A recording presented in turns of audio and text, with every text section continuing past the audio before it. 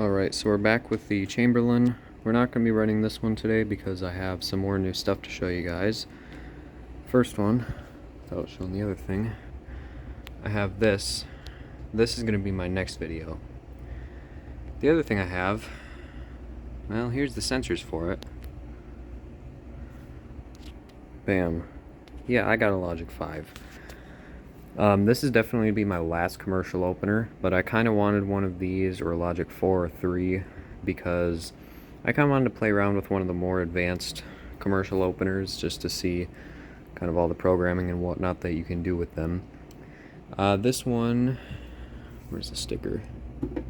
It's right here. So it is a J501L5, half horsepower, made May 11th, 2015.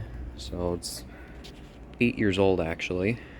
I don't know why this one was replaced. So this one is just the standard jack shaft. These are pretty common. You can see there's the V-belt, and then inside here are all the other reductions. So, and then this chain here comes and drives the limits inside. I'll open this up at the end and show you. As for the disconnect on this, we have this chain piece here. Let's see, let me turn my light on. So you can kind of see where that spring is. So there's basically what there is there's just a little clutch piece that disengages when you pull on this chain. So right now it's engaged, but if I pull, I can't do it with one hand. But if you pull on it, it disengages that clutch in there, and it lets you operate the door manually. And then there's a little key thing that you would slip the chain into to hold it disconnected, so you can actually use it manually. I have this wall button hooked up to it. Turn that light off. This is the button it would have come with. That is a open close stop. LiftMaster, I did not hook up the LED to it, didn't feel like it, using my commercial sensors, and I programmed this to it. This is the LiftMaster model 811LM. So this thing does actually run pretty well, and I can't really, unfortunately, get a good view of the V-belt and all that in there, so I'll just run it from here. But let's go ahead and run this with the 811.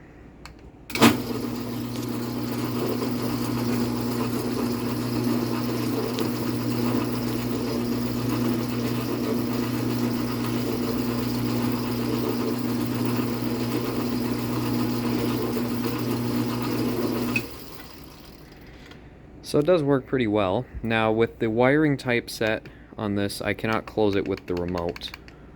This has a timer to close set on it as well, but we'll run this down with the button here.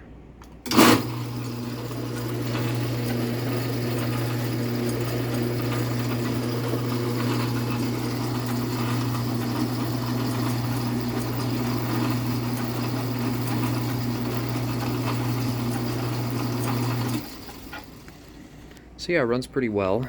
I'm going to take this cover off here. For some reason it has these 7/16 bolts holding the cover on instead of, hold on, let me put you on pause here and open this cover.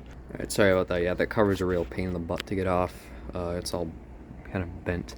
I need to take it off and straighten it. For some reason it has these 7/16 bolts holding it in. Instead there's supposed to be two little screws in these holes, but anyway, so what I was trying to say, so the way with the wiring type set that is currently set on this, you can see that little dial in there.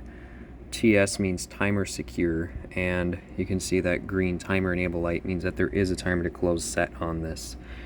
Now what that means is that pushing the open button will reset the timer, and in that wiring mode, remotes only send an open command.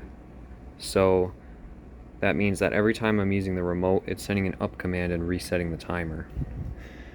So you can kind of see this one, well, you can see that this one is clearly a lot more complicated than the medium duty one I have is.